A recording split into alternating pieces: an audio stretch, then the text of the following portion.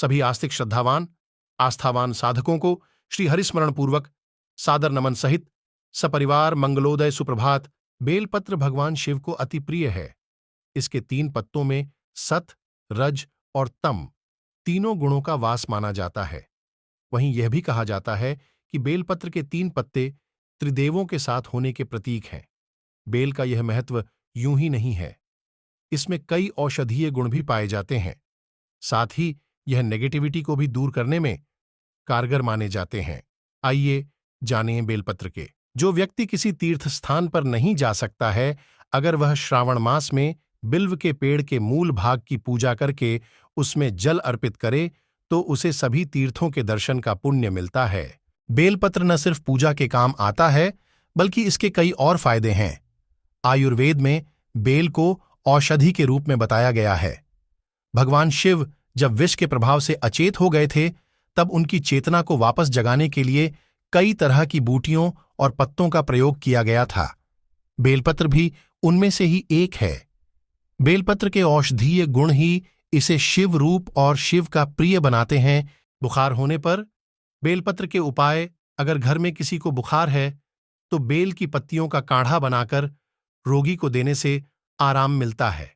यदि आपको कभी मधुमक्खी, बर्र और ततैया काट ले तो कांटे के स्थान पर बेलपत्र का रस लगाने से राहत मिलती है। माना जाता है कि वायुमंडल में व्याप्त अशुद्धियों को सोखने की क्षमता बेल वृक्ष में खूब होती है। बेलपत्र से मुंह के छालों के उपाय। अगर किसी कारण गर्मी की वजह से आपके मुंह में छाले हो जाएं, तो बेल की ताजी पत्तियों को मुंह में रखकर चबाने से बहुत लाभ मिलता है। ऐसा लगातार 2 से 3 दिन करने से मुंह के छाले समाप्त हो जाते हैं। बेल के पत्ते 8 दिनों तक बासी नहीं माने जाते हैं। इतना ही नहीं, शिवजी पर चढ़े हुए बेलपत्र को धोकर फिर से भी संतान सुख पाने के लिए बेल के उपाय। अगर आप अभी तक संतान सुख से वंचित हैं, तो अपनी उम्र के बराबर बेलपत्र लें और इन्हें अब कच्चे दूध से भरे बर्तन में डुबोकर शिवजी को चढ़ाएं। भगवान जल्द ही आपकी प्रार्थना सुन लेंगे और आपकी खाली झोली भर देंगे। सावन में बेल वृक्ष लगाने से वंश की वृद्धि होती है। यह उपाय धार्मिक मान्यताओं पर आधारित है। इसको संतान सुख पाने के लिए बेल के उपाय। अगर आप अभी तक संतान सुख से वंचित हैं, तो अपनी उम्र के बराबर बेलपत्र लें और इन्हें अब कच्चे दूध से भरे बर्तन में डुबोकर शिवजी को चढ़ाएं। भगवान जल्द ही आपकी प्रार्थना सुन लेंगे और आपकी खाली झोली भर देंगे।